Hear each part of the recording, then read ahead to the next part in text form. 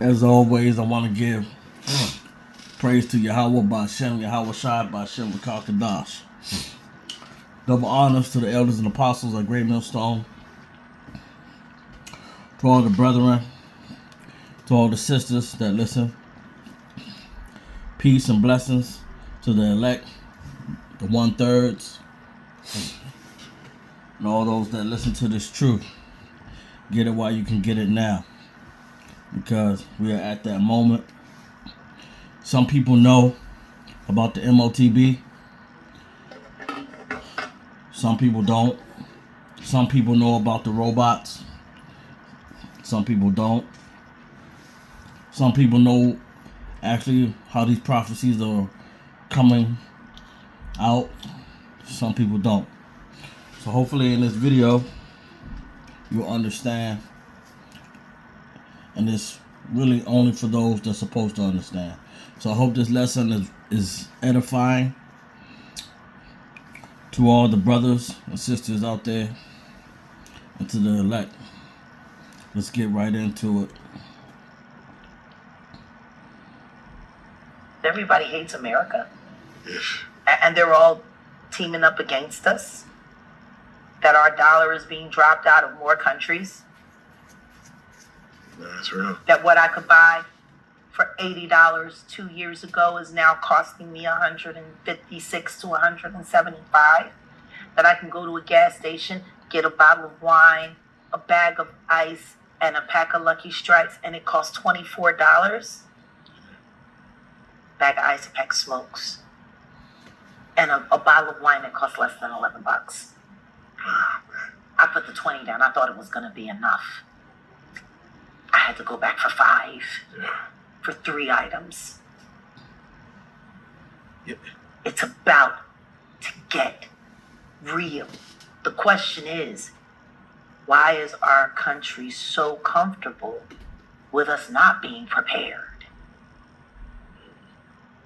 Like every other country, when they know shit is getting fixed, they prepare. Y'all remember watching Ukraine when the war first started? Those mother... It was ready. We should be doing that now here. Why aren't we? Wishful thinking? Wishful thinking, or just because they want to make sure we get handled up real fast so there's no great resistance for what the next plan is. Trust me, if you want to move a bunch of people around fast, the best thing to do is make them docile and complacent. Then you ain't got to do a whole lot. It's like going in to rob a house and you see a big dog there, and then you throw the steak out and the dog is your best friend, and now you can steal whatever you want. You rubbing his belly, everything good. Maybe that's what that girl did to Sammy. You know, we gotta stop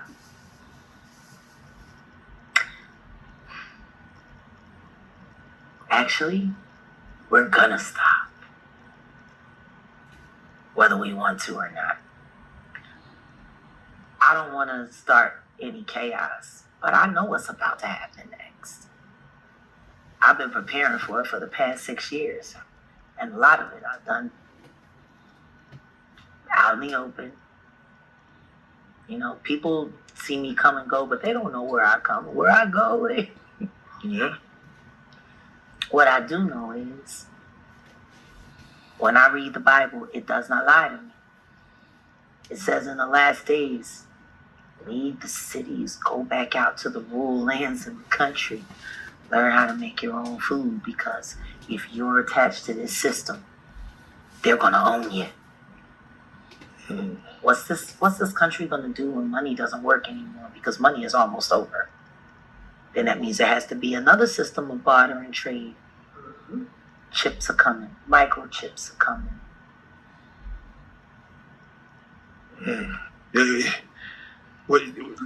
Probably one of the biggest questions that we get from our customers. What do you feel is coming for this country in the next 50 to 100 years? I feel like this country is going to find out it was never a country at all.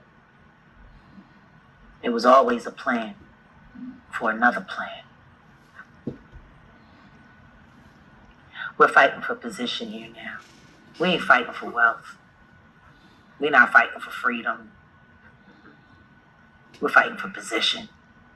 Where are we going to fall in the caste system? Because right now, if we fall into the New World Order, like they've been hinting at, and it's looking like that's about to happen, the importance of countries in that scale will be based on their relevance and value to the world.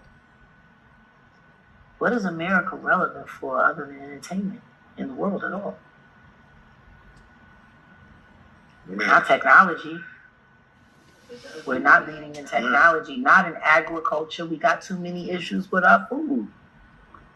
Now, where are we winning other than entertainment? Think about that. I mean, freedoms, maybe? Yeah.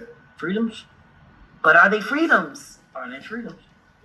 Because y'all just sat here and watched me get arrested in the middle of us making history for some that I didn't even do. Right. And yet I'm on bond. But you know what, though? I'm a trained gunswoman. Best way to take my guns away from me is to do what? Put me on bond. And as long as I'm on bond, I can't legally defend myself as I should be able to as an American citizen, as per my Second Amendment right. Just like I should be able to want to say, as per my First Amendment right. Like, we the people. Who the is the people?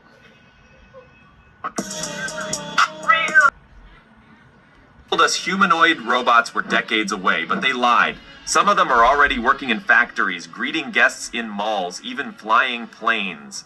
And in this video, we're going country by country, uncovering the most advanced, the most shocking, and the most disturbingly human-like robots ever built. We start in China, where things have gone way beyond anything the West expected. These aren't sci-fi prototypes. They're real machines walking, flipping, lifting, and even flying planes. Unitree's got robots doing kung fu. Xpeng made a robot with EV-level sensors that plays soccer. And there's one bot that just ran a half marathon like it was nothing. Seriously. Then we head over to Japan, where robots are swinging swords, working railways, and even improvising in live theater. After that, South Korea, Norway, the UK, France, Spain, Italy, Germany, and more. Each country has its own brand of humanoid madness. And yeah, some of them are straight up terrifying. But don't blink when we hit Russia and Poland, because those two are cooking up some of the most unsettling robots you've never heard of. One uses artificial muscles that move like human tissue. Another looks and talks so real, it'll leave you second guessing if it's even a machine. And at the end, we're heading back to the West, the United States. Boston Dynamics, Tesla, Figure AI, Sanctuary. Some of the most powerful humanoids out there. We're talking full-scale deployment, autonomous reasoning, factory-ready labor, and yes, a few that are already replacing humans on the job. So yeah, get ready. This is not some shiny tech demo or a YouTube prank. These humanoids are real, they're walking among us, and they're way more advanced than most people think. Some will amaze you, some will disturb you, and a few might just freak you out completely. Stay till the end, because I promise you've never seen anything like this.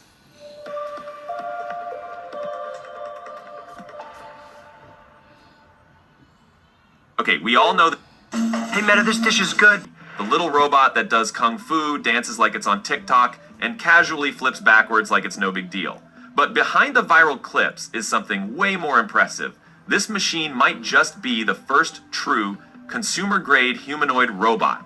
Standing about 4 feet 4 inches tall, or 1.32 meters, and weighing 77 pounds, 35 kilograms, the G1 is compact, fast, and surprisingly affordable. It launched in May, revealed in 2024. This biped stands about 5 feet 7 inches, 167 pounds, 76 kilograms, and is built to tackle the kind of repetitive, physically taxing jobs most humans would rather avoid. Equipped with full body articulation and advanced AI perception, Walker S and an advanced control system that emulates human running mechanics. Its performance was supported by an algorithm designed to replicate human marathon running, allowing it to maintain a consistent pace throughout the behavior is an open AI interface. Engineered Arts doesn't program its own intelligence, so you can connect anything from GPT-based models to your own reinforcement learning stack. The underlying chassis has evolved too. It's now more modular, lighter in construction, and equipped with upgraded servos that allow for more fluid body movement and finer hand gestures, powering its humanoid with tendon-driven artificial muscles modeled after the way real human tissue works. These muscle units contract, relax, and flex with variable tension, enabling movement that's eerily smooth, sometimes indistinguishable from an actual person. Clone Alpha stands around 5 feet 10 inches and weighs about 154 pounds, 70 kilograms. It's not just the limbs that are biologically inspired. Everything from joint placement to grip behavior has been mapped from human biomechanics. Each finger, for example, is driven by bundled tendons and pressure sensors, capable of reacting to micro-resistance in real time. In early demos, pounds, 62 kilograms, with a full body structure designed for research, demonstration, and national tech prestige. Verna can walk, turn, balance on uneven terrain, and even climb shallow steps. But where it shines is in its hand and finger dexterity, thanks to a completely redesigned arm system with cousin Boston Dynamics, unveiled the all-new Electric Atlas in April 2024, and it's not just a reboot, it's a complete transformation. Sleek, clean, and shockingly quiet, this version is built not for stunt reels, but for real-world work. Standard-compliant hallways, and even right elevators. Its torso features swappable end effectors, and handle totes in logistics workflows. Fidget can now self-right after falling, and newer updates have added autonomy. While not built for speed or heavy labor, she can walk short distances, gesture fluidly, and use her hands for simple object interaction. That opens the door to roles in retail, concierge services, therapy settings, and even companionship application. Realbotics has always leaned into the uncanny valley, but Area feels like a turning point. A robot designed to be emotionally engaging and physically present, without pretending to be something she's not. For people looking for humanoids that connect, not just compute, Area might be the most convincing one yet. Eliza Wakes Up is less of a robot and more of an experience. Launched by Eliza Studios in 2025, this humanoid doesn't just respond to commands. It tells stories, shares memories, and expresses growth over time. Standing 5 feet 4 inches, 1.63 meters tall, with a soft, matte finish and glassy eyes that react to light. Unveiled at CES 2025, Melody is the latest humanoid robot from Realbotics, a California-based company best known for its work on hyper-realistic androids. But unlike their earlier creations focused on entertainment and companionship, Melody marks a shift toward broader use cases: education, therapy, hospitality, and interactive retail. Standing approximately 5 feet 5 inches, 1.65 meters tall, Melody is built on a modular, open-source framework, allowing users to customize both hardware and software. Her frame features Dynamixel P-Series servo motors, giving her remarkably smooth and lifelike motion, while her face includes advanced eye bots to consumers. It's about solving labor shortages, reducing workplace hazards, and showing that humanoid robots can actually take on blue-collar jobs. If all goes to plan, Persona AI might end up building one of the first humanoids that makes its living doing real, dirty, hands-on work. So now you've seen it. Not sketches, not prototypes, real humanoid robots, walking, thinking, working. And they're not coming, they're already here. Factories are getting quieter, airports have robotic greeters, hospitals are testing nurse androids, and somewhere in the desert, a machine just ran a half marathon while another one learned how to weld a ship. But here's the part that should keep you up tonight. This isn't just about tech, this is a race. And right now, it's China versus the United States. On one side, you've got Unitree, Xpeng, Buptec, companies dropping fully functional humanoids like it's no big deal, selling them for a fraction of the cost, deploying them by the hundreds. They're faster, cheaper, and already loading boxes, scanning cars, even patrolling assembly lines. Tesla, bigger. Boston Dynamics, pushing raw power, multimodal reasoning, surgical precision, but they're moving cautiously, slow, expensive, and still catching up in some places where China's already mass deploying. This isn't just a tech war, it's an automation arms race. And hundreds of launches from Russia against Ukraine. Now, President Trump reportedly getting more frustrated with Russia's President Vladimir Putin. Congress may soon step in as well with a host of new Russian sanctions. Doug Luzader is live in Washington. Doug, good morning. Good morning. And after some initial tension with Ukraine, the president now appears to believe that Russia has essentially been stringing him along, and he had some choice words for Vladimir Putin. Russian drone and missile attacks have grown more aggressive in recent days. President Trump suggests Russian President Vladimir Putin may not be interested in peace. We get a lot of bull thrown at us by Putin, for you want to know the truth. At a cabinet meeting, the president did not hold back on Putin, despite extensive outreach in recent months to secure a ceasefire in Ukraine. It's very nice all the time, but it turns out to be meaningless. You don't have the cards right now. It's a long way from that Oval Office blow-up with Ukrainian President Volodymyr Zelensky back in February. This is such a, almost, 100, not quite 180 degrees, but certainly 150 degree difference for the president. I mean, he certainly has had a journey with Vladimir Putin. And many in Congress have already been pushing for new sanctions on Russia. I think there's a lot more that needs to be done. It sounds like Putin, as far as I'm concerned, can be tried at The Hague and hung by the neck. I'm tired of dealing with it. The president says he is open to sanctions. Totally at my option, and to terminate totally at my option, and I'm looking at it very strongly. And the president has already reversed the decision at the Pentagon to pause military aid shipments to Ukraine. And back to you guys. Okay, Doug Luzader, live in Washington. Stepped up its aerial assault on Ukraine, launching more than 700 drones on Wednesday alone. Ukraine is fighting back with its own strikes, and Russia says it shot down more than 150 drones last night. President Trump, meanwhile, says he is not happy with Russian President Putin and promised to send more U.S. weapons to Ukraine. Our senior national security correspondent, Charlie Daggett, joins me now from the Pentagon. And Charlie, Trump is teasing there may be an announcement on Monday regarding Russia. What do we know about this? Well, Maurice, it's been described as a major announcement. About what isn't clear. It might be officially announcing the proposal that would see NATO partners supplying Ukraine with American weapons. NATO would then be paying for those weapons as a sort of backfill. So it avoids the U.S. from directly supplying Ukraine with weapons. It also comes on a day that his main envoy to Ukraine, retired General Keith Kellogg, arrives in Kyiv for talks.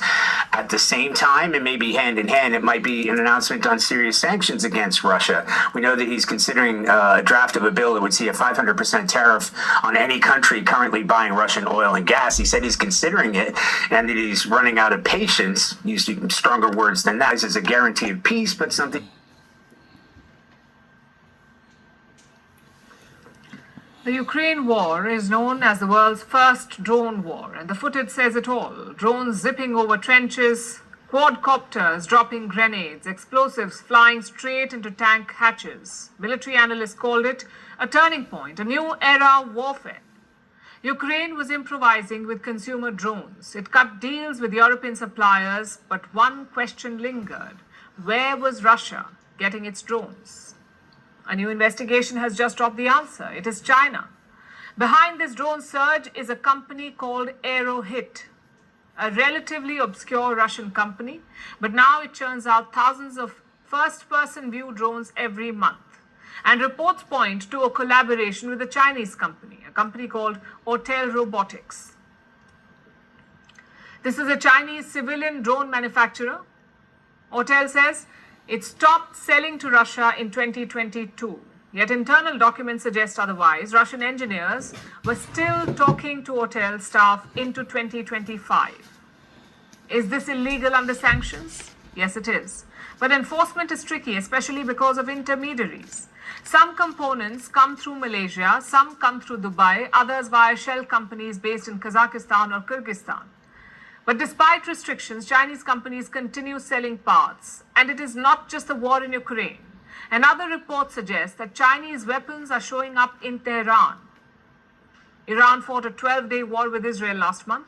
It was left with a depleted arsenal. So Beijing is filling that gap now. It is sending surface-to-air missile batteries to Tehran. These are not cutting-edge defense systems, but they don't need to be. For Iran, the goal is to patch up its air defenses, and China is helping in that process. How is Iran paying for it? Well, reports suggest it is selling oil in exchange for weapons. So Ukraine and Iran. Chinese weapons have shown up in 2 war zones. But if you zoom out, you will realize that they're almost everywhere. In Gaza, Chinese anti-tank missiles were spotted. In Syria and Libya, Chinese-made anti-aircraft weapons were seen with rebel groups. In Africa, you'll find Chinese hardware in Chad and Sudan. In Myanmar, both the junta and the rebels use Chinese rifles. So in some conflicts, China is supplying both sides. And how do they get away with it? Through plausible deniability. Officially, Beijing insists on a strict policy of non-interference, but its defense exporters follow a simpler rule. If you pay us, we will deliver. And that appeals to authoritarian regimes and to cash-strapped governments. Most of these deliveries are discreet, either via third-party dealers or shell companies. But here's a million-dollar question. Are these weapons any good? That depends on who you ask. China often provides what it calls export variants. These are less advanced versions of its main weapons. They're cheap and abundant. But reliability is a common complaint. There have been issues with these Chinese weapons. Nigerian troops have seen their Chinese tanks break down. In some cases, clients have gone back to the Russians or even the West. But the arms race is not just about firepower, it is also about access. And China is quick at providing that. On paper, China is the 4th largest arms exporter in the world.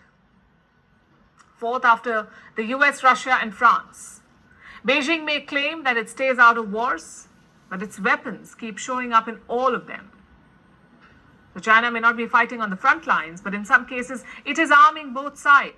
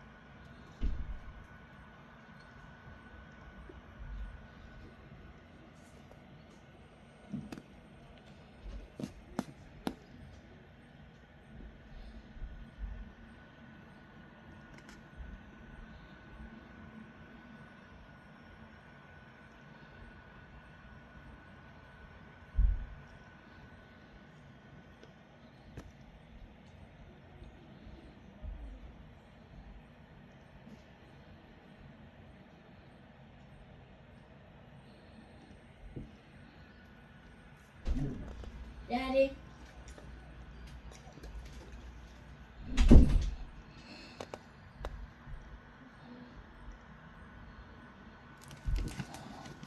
Don't take my word for it. It's right there.